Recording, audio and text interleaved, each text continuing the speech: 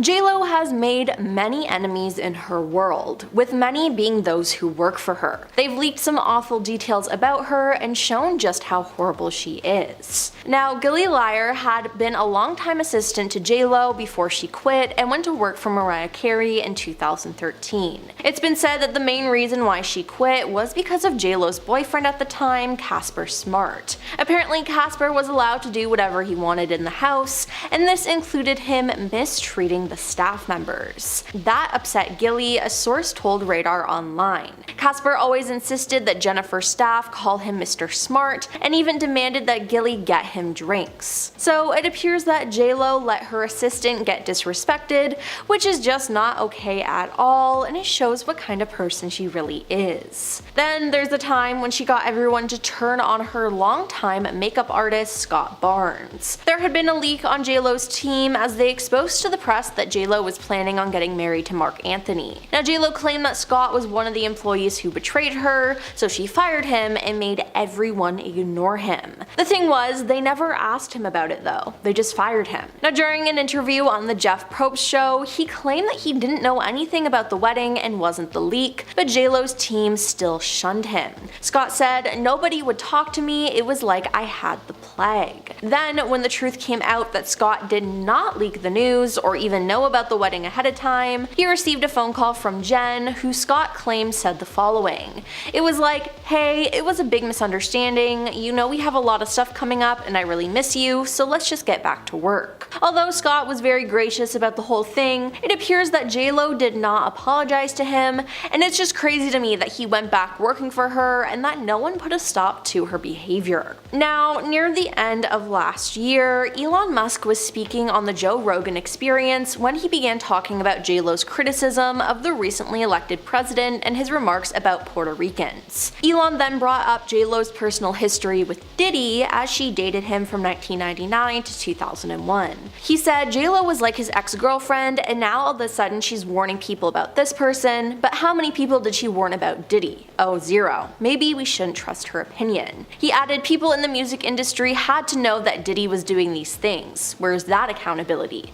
They had to know. Now, Ojani Noah, J.Lo's ex-husband, claimed that she was involved in Diddy's freak-offs that came up in his federal indictment. "I'm not on the list," Ojani wrote on Instagram. To those people and media outlets asking if I ever went or participated in that piece of Diddy's freak-off parties, no and no, never. But my ex-wife, Jennifer Lopez, aka J.Lo, did. Ask her. But in a shocking turn of events, one of her past assistants has come to her defense. Thea D'Souza, who worked with J.Lo on the 2002 film Made in Manhattan, posted a statement on Threads that said, "If you knew Jennifer Lopez, if you ever worked with her like I did, or if you were close with people who are like family to her like I am, you would know she did not have any idea about Diddy. She barely drinks, she's not a partier, she isn't a good time girl, she's a workaholic who uplifts women, and who was charmed by him for a brief time in her life." Now, Thea emphasized that J.Lo does not deserve to be conflated with Diddy's shocking and criminal misdeeds. So Thea claims that J.Lo is innocent in all of this, but she's the only one who's spoken out. You see, J.Lo is refusing to speak about her ex Diddy. She walked out of an autograph signing at AFI Fest 2024 when someone in the crowd asked her if she had any comments about Diddy and the allegations. The US Mirror tabloid reported that the singer left immediately, despite fans' pleas that she stay.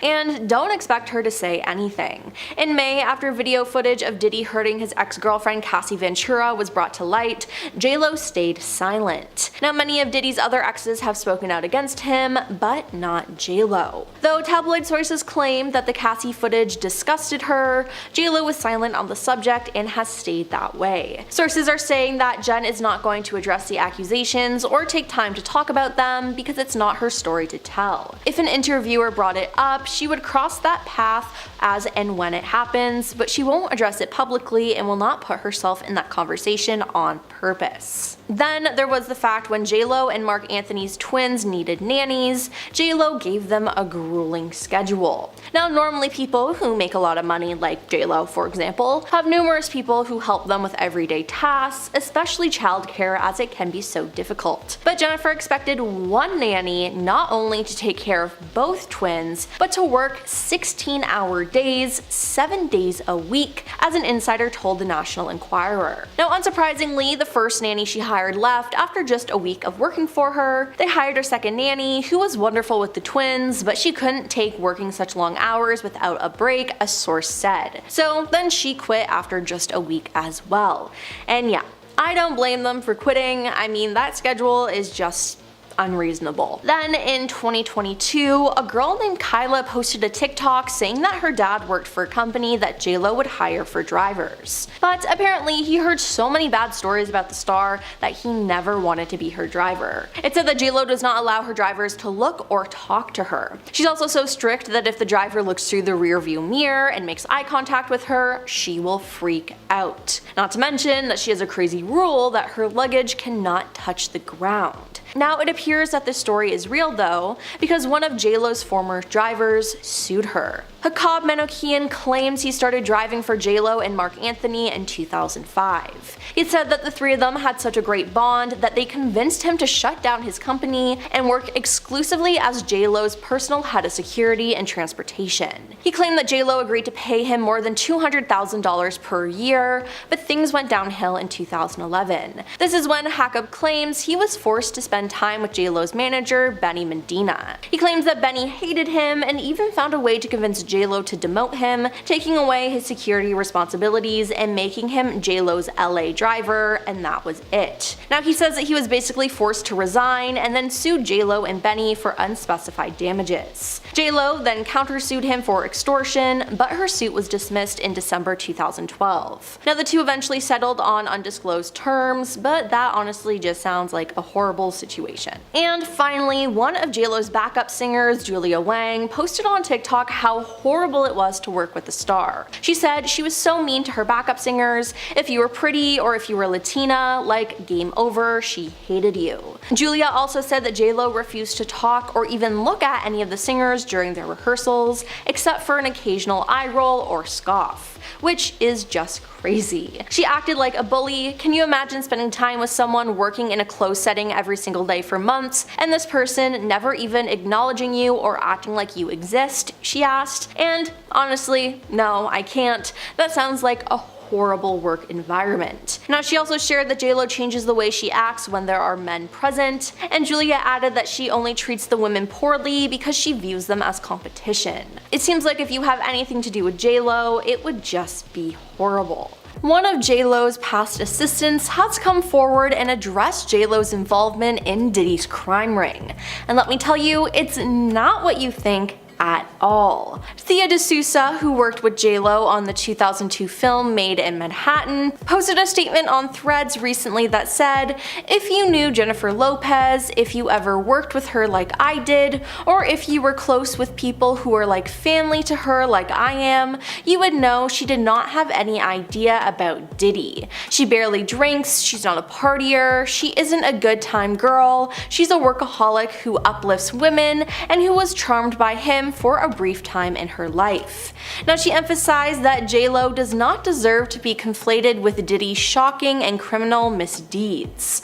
So, Thea claims that J.Lo is innocent in all of this, which is a great thing, and it's honestly good to see someone having J.Lo's back at a time like this. They've been digging up photos of J.Lo at parties and have been speculating a lot. Now, besides proof that J.Lo had been to some of his white parties, as she was his girlfriend, there's been zero proof that she had anything to do with the crimes Diddy committed, nor that she even knew about them. While her ex-assistant has stood up for her, J.Lo, for her part though, has stayed silent. And she probably will be for the time being, as she doesn't really address rumors or drama. It's obviously a sensitive subject and is something that the star doesn't want to discuss. So if you meet J.Lo, I'd suggest not asking her about Diddy. Besides, if she has something to say, she will say it eventually. It's a very sticky situation that she's in, and nobody is entitled to her opinion on the whole situation. Now, since breaking up with Diddy, J.Lo has claimed that he was unfaithful during their relationship. Now, maybe this is why she won't talk about him. She could still be hurt by all of this. Now, throughout their relationship and after their breakup, J.Lo was aware of rumors that Diddy was cheating on her. When the pair first met, Diddy essentially love-bombed her. He gave her a ton of attention and told her that he loved her almost immediately. J.Lo said this made her uncomfortable at first, but then she fell for him. As their relationship wore on though, the feelings of doubt crept back in. "It was the first time I was with someone who wasn't faithful," she told Vibe magazine after the breakup. "I was in this relationship with Puff where I was totally crying, crazy, and going nuts. It really took my whole life in a tailspin." Now, she grew increasingly concerned about his fidelity, saying, "I never caught him, but I just knew," she said of his cheating. He said he was going to the club for a couple of hours and then he'd never come back that night. Now, Diddy himself has admitted that he was often unfaithful in relationships. In a 2015 appearance on The Breakfast Club, he said his partners would often be frustrated with his behavior. Now, J.Lo later admitted they broke up and got back together far more than the public knew, which honestly isn't healthy at all. But in 2001, the couple ended things for good. It was scary, and we broke up many times before that and got back together and broke up again, and nobody knew about it. Now, it seems like J.Lo was more stressed out about everything regarding this relationship than participating in Diddy's extracurricular activities. Yes, she attended some of his parties, but that was only when they were dating, and she didn't know what was happening behind the scenes. I mean, when J.Lo was asked about Diddy in 2022 when she was on the Wendy Williams show, things got, well, awkward. Wendy asked if she and Diddy would ever get back together, and J.Lo laughed and shook her head as the camera panned to her mother sitting in the audience. Now, J.Lo's mother looked furious as she shouted no while waving her hand back and forth. Now, reposting the clip on Twitter, one fan wrote, "Some of y'all didn't catch J.Lo's mom's reaction when Wendy Williams said this." Yeah, I feel like this says a lot about their relationship. Clearly there was something going on and she didn't want to be associated with him anymore. And the fact that J.Lo's mom doesn't like Diddy, that speaks volumes. Recently, some shocking information was revealed from someone who attended Diddy's exclusive parties. On November 1st, former model Rachel Kennedy appeared on Daily Mail's The Trial of Diddy podcast to share her experience.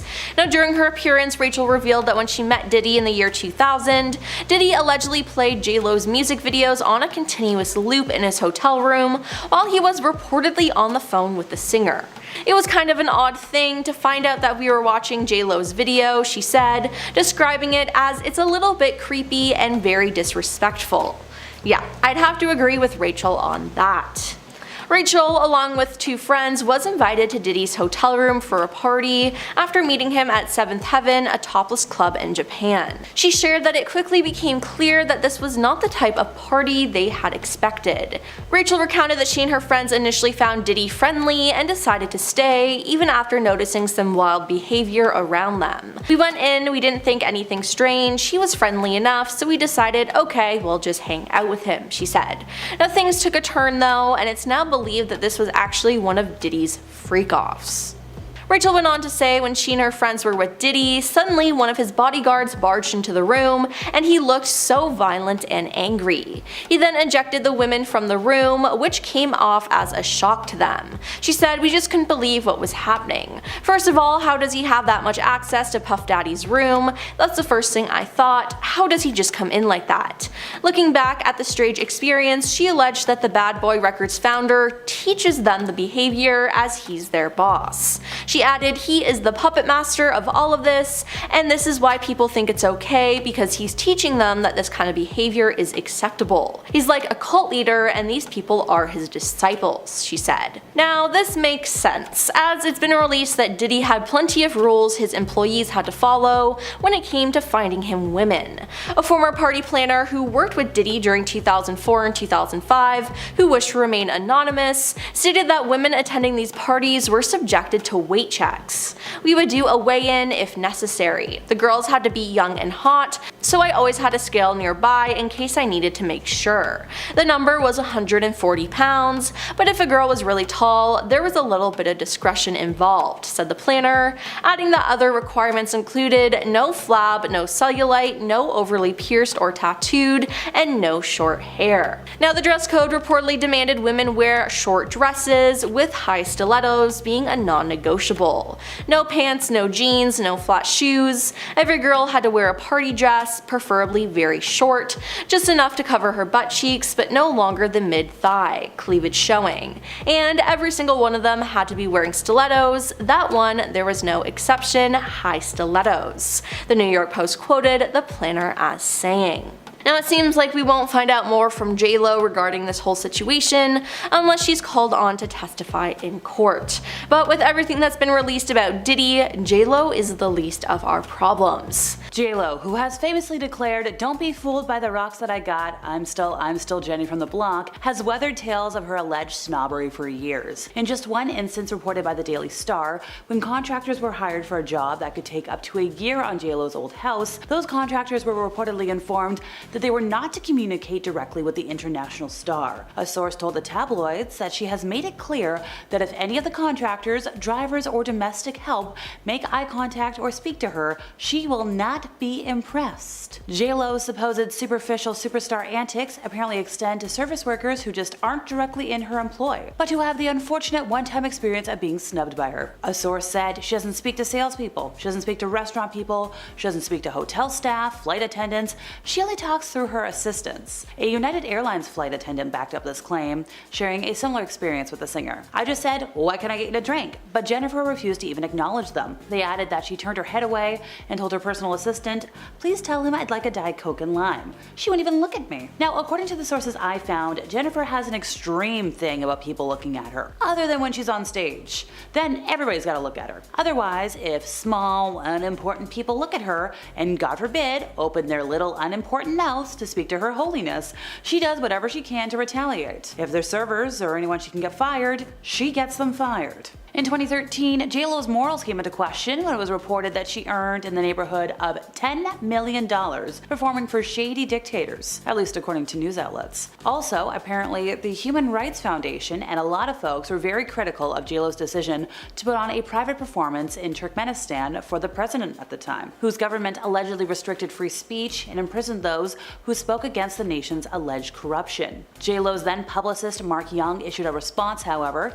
and the statement made J.Lo's team appear really ill-informed. They said this was not a government-sponsored event or political in nature. The event was vetted by her reps. Had there been knowledge of human rights issues of any kind, Jennifer would not have attended. Well, that statement probably didn't go over well, considering how Human Rights Watch's Rachel Denber, Deputy Director for Europe and Central Asia Division, explained that J.Lo's team didn't have to dig deep for information that would have revealed the controversy surrounding the whole presidential leadership corruption stuff. It was something even J.Lo herself could have discovered. Denber literally said, "Just do a few Google clicks, look up the human rights record, it's right there, it's easy to find." Well, 2 months after the backlash, Young was fired from J.Lo's team. With the whole fiasco going boom in everybody's face, was it possible Young eventually took the fall for what appeared to be some blame shifting after the fact? I think so. Forbes credits makeup artist Scott Barnes with creating the signature technique that became Lopez's iconic glow, which in turn became the preferred look of the era in the early 2000s. The makeup artist has worked with J.Lo since the year 2000, whether it was serving as J.Lo's personal makeup artist for her role in 2019's Hustlers, or for the Super Bowl performance, or whatever it may be. And while their working relationship and friendship spans 2 decades, there was a time when Barnes apparently didn't have her love. Barnes spilled the beans during an interview on the Jeff Probst show after rumors circulated that Barnes and 2 others leaked plans of J.Lo and Anthony's secret marriage. J.Lo's team shunned him. He said, "Nobody would talk to me. It was like I had some sort of disease." When the truth came out that Barnes did not leak the news or even know about the wedding ahead of time, he received a phone call, presumably from J.Lo, whom Barnes claimed said the following: "It was like, hey, it was a big misunderstanding, we have a lot of stuff coming up and I really miss you, so let's just get back to work." And although Barnes was extremely diplomatic in his recounting of the temporary fallout, it's clear that he never received a direct apology, or even a real apology. What's even more interesting is that considering Barnes and Lopez quickly reconciled, he chose not to keep this story about her in-house. So I guess he's the one person she didn't have sign an NDA? Hakan Manoukian began chauffeuring J.Lo and her then husband Mark Anthony around in 2005